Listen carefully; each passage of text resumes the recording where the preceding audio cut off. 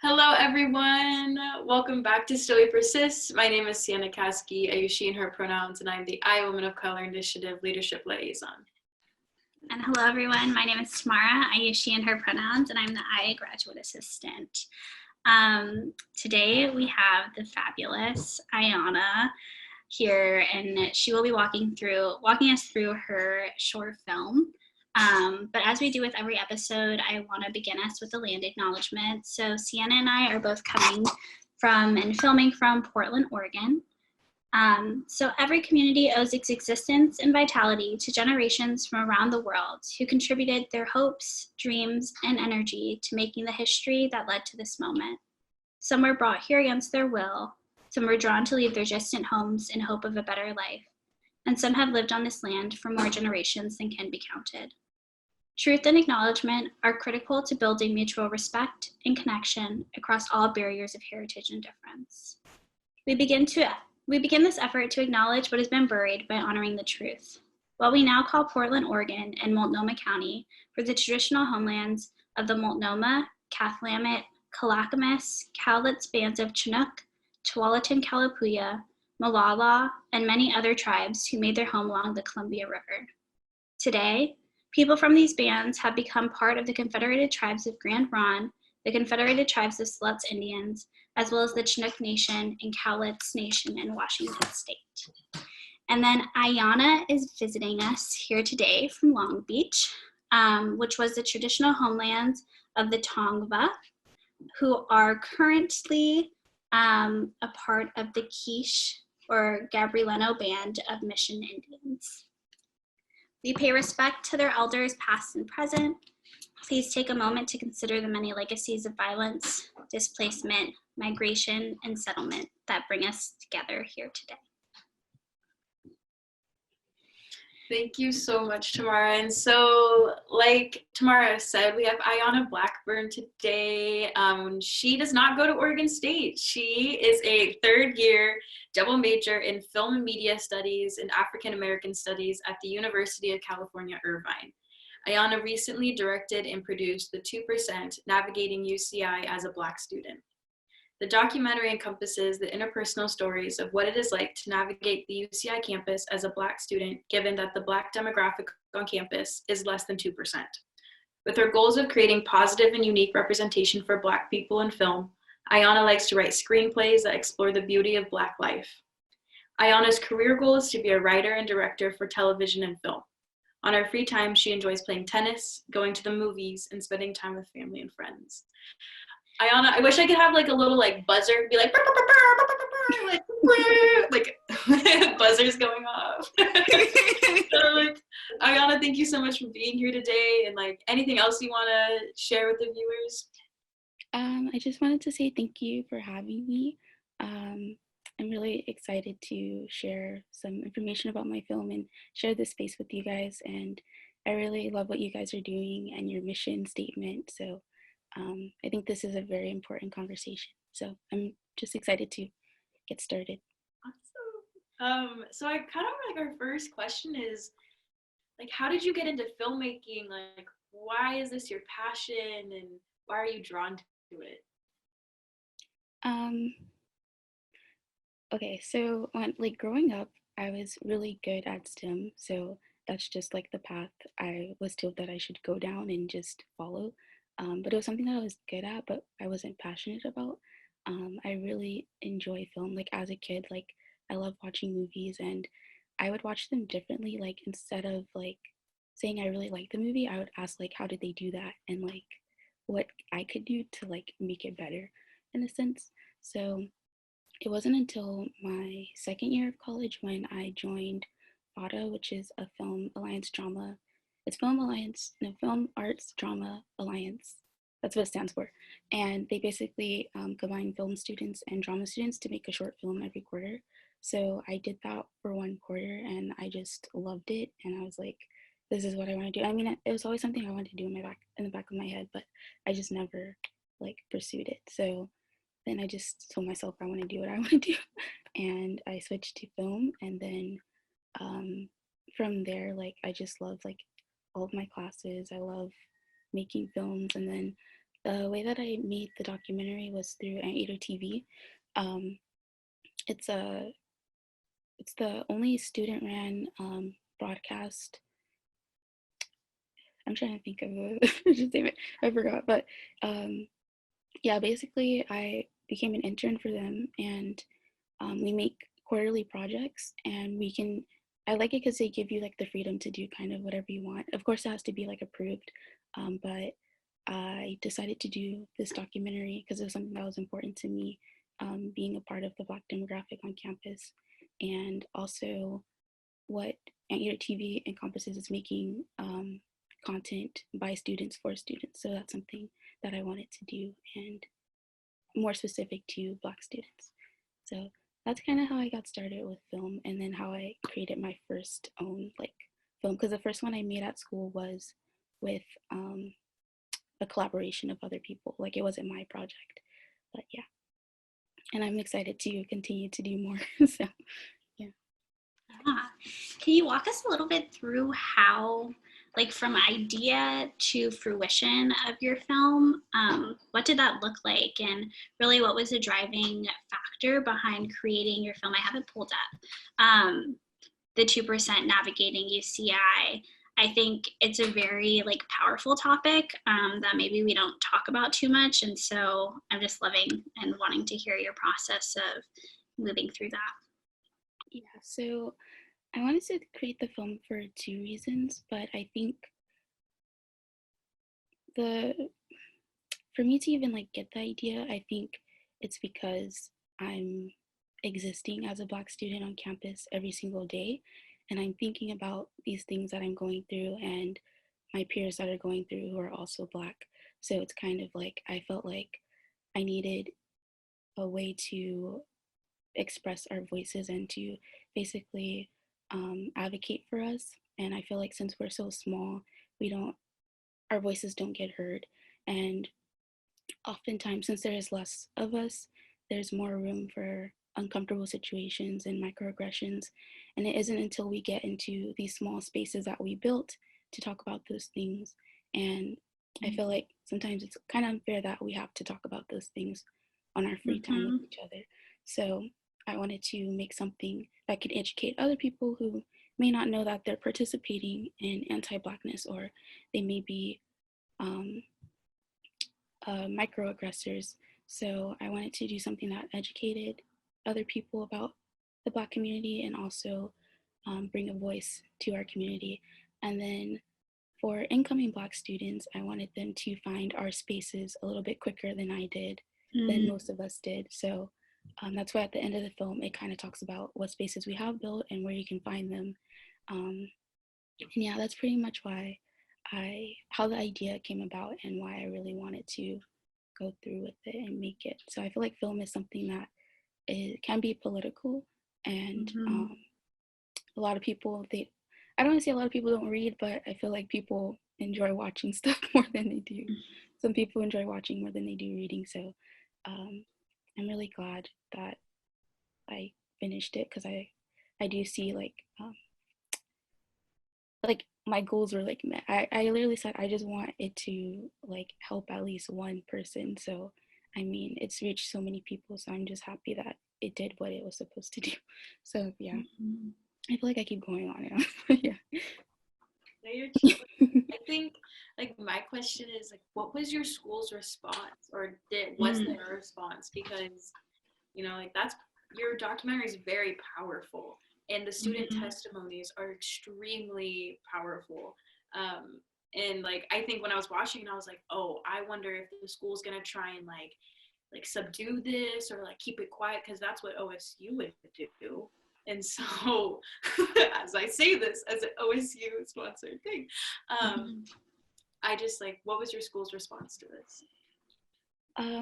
Surprisingly, it was very positive. I did get some emails from like a lot of higher ups, and I was scared. I was like, oh my gosh, they're coming for me. But when I read them, they were actually like positive, and they were like, oh, you did such a great job. Keep going, like everything was great. And I was just like, okay, wow, like I'm glad that they recognized that and appreciated it. But I think that that was something that I did struggle with and I battled with, and I was like, should I even like be putting these stories out? Should I even say this? Like, is it gonna make the school look bad? Or like, I don't know. Like, I just kind of had like this, like, kind of back and forth, like what I should and shouldn't put in. But then I was like, at the end of the day, I feel like that doesn't matter. I think it's about the students and their experiences, and um, for students to make that decision if they want to go through that. And also, not only is it, I don't think it's really about making the school look bad or giving a bad like rep. I think it was more about like, this is things that are going on and we need to fix it, or if you are participating in this, you can fix this, and just like bringing awareness. I don't think it was more of like, I don't think it was, that wasn't my intention, I think, from the beginning. So I feel like with the Black community at UCI, we have gone through so much stuff. Like, there's been like recent events that you wouldn't even believe like happened on campus. And it's kind of funny how like the professor had mentioned something about like campus police, and this was before what had happened. I don't know if you guys knew what happened to the grad student in Aldrich Hall. So basically, the grad students were protesting because of their pay. They want to be paid more, which is valid and true. And they were protesting in Aldrich Hall, and so the campus police came and like stopped everyone, and like they weren't letting people in unless you worked in there or you needed to go in there for something like picking up your transcript or if you had a meeting. And there's this Black student, she was alumni, and she literally just came to pick up her transcript. Like, she wasn't there to protest or anything. And she was waiting in line, and next thing you know, a white police officer just tackled her in Aldrich Hall. And she like stands up and she's kind of like, what are you doing, you know? And the police officer just like shut the door, and then she was arrested. And it's just kind of like, these things are happening like on campus, and it doesn't really get that much attention. And the fact that like the professor, he had mentioned that before this even like happened about police, because there has been other incidents when he went to UCI that we don't really know about, because like the way that it kind of, it gets like filtered is that like these students are only going to be here for about 4 years. So how are these stories going to get passed down? And like, how, you know, like they don't, I don't want to say they don't want to care, but it's kind of like not their, I don't know. I just feel like as long as the students know, I feel like there could be like a change within that we can make for ourselves if these stories are passed down. So I hope that this film does get passed down to future students that come in at UCI, so they know that what we've been through, so they don't think that they're the first ones experiencing it. So I don't want the cycle to continue. I kind of want it to end. But yeah, I don't know how I got here, but yeah. No, it all connects for me, and it's super powerful. And I was just thinking of the ways that like I saw parallels between your film and OSU, and then also parallels between individual folks within your film and my life. In the ways, there's two folks at the beginning, and I'm blanking on their names, but they talked about how they were always in white spaces. So then when they got to UCI, they were like, oh, it's just like normal. And in some regards, I remember like me growing up, like I grew up in a military family, and for like every now and again, there was like a good chunk of people of color, but there was always like very white spaces. And then coming to OSU, like being semi-shocked, but also like, okay, this makes sense. And I always remember being like, the person who was like the only Black friend, and like the things of like, I don't see you as Black, or like you're like white. So just seeing that the experiences that students within your film and at UCI are also happening on like a global scale. I think you brought light to something that is happening at different college campuses, and then also happening in the K through 12 system as well, as kids are growing up and are not seeing representation, or not being, or like don't have access to community in that way. So it was really powerful for me as a like Black student watching it, especially like in grad school too, as the only person in my cohort who was Black. And so like what that meant, and talking about like, if you, I don't know if it was watching your thing or if I watched something else, but like when they bring up topics, and then everybody kind of like looks at you, or whatever it may be. And so I just want to say it was super powerful for me watching it, and I could see a lot of parallels between what you brought up. And I appreciate how you said that you're hoping that this film like also connects students to the resources at UCI, because I feel like students that are helping to support marginalized. Oh wait, it kind of went out or going out. I don't hear anything. Wait, hold on. Just cut out. Yeah. Oh, am I back? You said marginalized. Marginal. Yeah, I heard marginal. Marginalized like students and services don't get the platform that they deserve. And so a lot of the times they'll come in and not know that X, Y, or Z resource is there until they're halfway through their like school career. And so I appreciate you bringing that up, because I think it's important. Exactly. Yeah, as far as like like students who, so like for me, I'm from Long Beach and I went to Polytechnic High, and it was like a really diverse high school. And all my life, like I went to pretty diverse middle schools and elementaries. And so coming to UCI was like a shock for me, like a cultural shock, and like not really seeing like too many people that look like me, or even other demographics as well. So for me, it was like a shock. But to other people that I interviewed, they're kind of like, I'm used to this. Like I've grown up this way. And one thing I enjoyed that Duwadi said is Duwadi and Adamu, they were both kind of talking about how like they were conditioned to it, and it feels like it shouldn't be that way. So you become conditioned to being, I guess, like less than, and also just conditioned to those spaces, and I guess microaggressions, or just being that only like Black friend, or being. So I don't know, I don't want to get into that, but like I had like got one negative comment on Reddit, and they were talking about it's because what did they say? Oh, they said it's because UCI doesn't have affirmative action. And I literally was just like, I didn't want to like waste my time like explaining it to them, and like it was just one negative comment. But I feel like I came back and a whole bunch of people like responded to them and like shut it down. But I think also just those narratives being produced about that, I feel like can also be detrimental to a community. But yeah, I think like there's definitely like people coming from two different ends, but at the end of the day, we're still like have the same experience. So yeah. I think I have like a question about like your study as film as a whole. Like film is pretty white. And so like what is your experience navigating the film department as a Black woman? Again, like I'm one of two Black students in my class.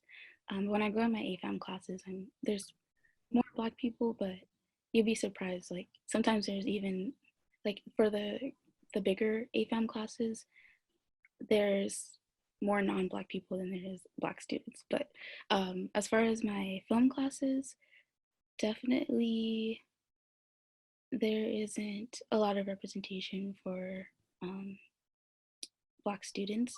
There are, I think there's about like 2 Black film professors, and I've only met one. I've yet to meet the other one. But surprisingly, like the courses like about film, they talk a lot about African Americans, and so like the history of film, and like how far like African Americans have come, and just kind of, I mean, African Americans are a part of American history, so I mean that's why. But just for that to be a part of the curriculum, and then the representation to be so little, it's just kind of like, I don't know. And then also you being the person to be called on to talk about those things.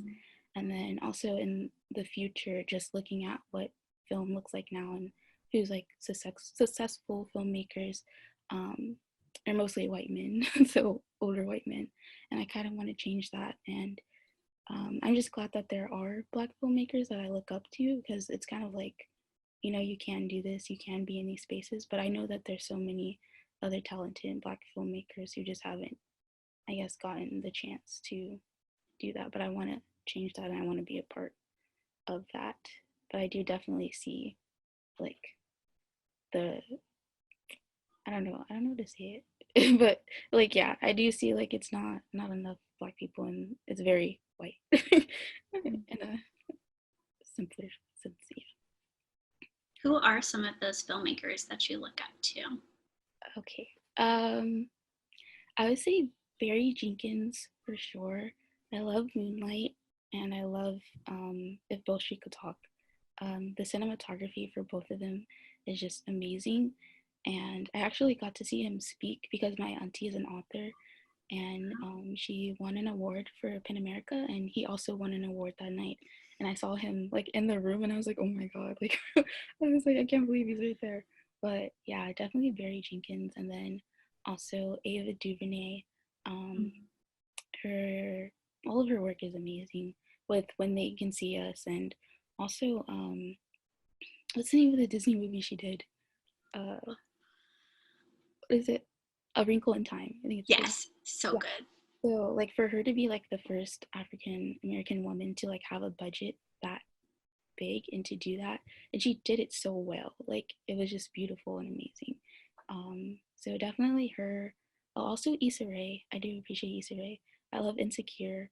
And also how like independent she is. Like she started off doing everything on her own, and her stuff was just kind of like picked up and um, just like put on a broader scale. But like everything is like her own. And she also, I appreciate, she brings in other directors to like other Black directors to direct each episode. So for her to also um, like help other people as well along her path of success. Um, oh, and Ryan Coogler, I love Ryan Coogler. Black Panther is like one of those films that I really was just like, I really want to do this. Like, this is what I want my work to look like. And he also did Fruitvale Station, which I only could watch once, but just the advocacy in his films, and yeah, I love all of them, all the Black directors. But yeah, I think those are the main ones that I really look up to. I think like so as we kind of come to our end of the episode, we ask everyone that kind of comes into Aya, like what is some words or anything you want to share with the Aya community? Any words of like persistence or growth or anything that you want to share?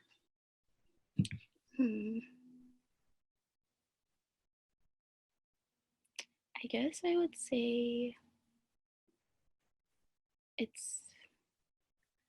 I guess it's okay to make I don't like it's not your job to make other people feel like comfortable.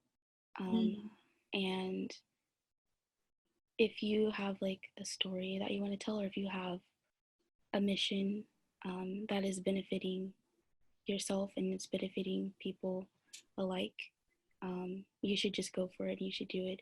I feel like that was something that kind of set me back a little bit, but definitely to, I guess, yeah, don't do anything for anyone else's comfortability. And also, I think my mission statement is always to just do everything with love and care. That's what I always say. So just do everything with love and care, because if you put love and care in it, you'll get something beautiful. Yeah, that's what I would have to say. Yeah.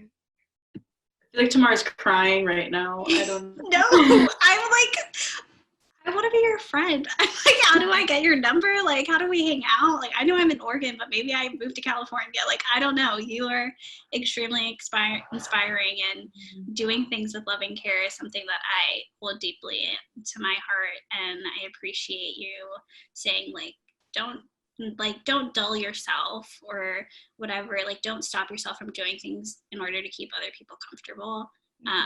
I really, really appreciate that. And I think that's something we should say a little bit more. And so, yeah, you're amazing. I am crying over here. I'm like, oh my God, what? I feel so lucky to be able to share space with you. So thank you. Yeah. You were, I was thinking the entire time you were talking, I was like, God, she's so inspiring. Like I was sitting over here like, just hearing you talk about your process and the reactions and talking to administrators and the comments. Like, you do everything with such grace, it sounds like. And like, I can hear the love and care sentiment like through your voice. And so, like, thank you so much for talking with us. And it was such a gift to start my day with you. So thank you, Iyanna, for like bringing your voice to OSU. And I'm hoping that the OSU community, and particularly the Black community at OSU, can connect with you. And so we'll drop some links down to connect with Iyanna. And you know, I'm hoping that we can connect with you later on in life too. Anything else, Mara? I'm just so thankful. Thank you so much. You were like fabulous. Like, you're amazing. You were so amazing. And I feel really grateful to have shared this space with you on Friday morning. Mm-hmm. Anything else, Iyanna? Same here. I mean, thank you guys for having me. I really love your work. I was going through your YouTube channel, and yeah, so thank you guys for having me. I appreciate you sharing this space with me.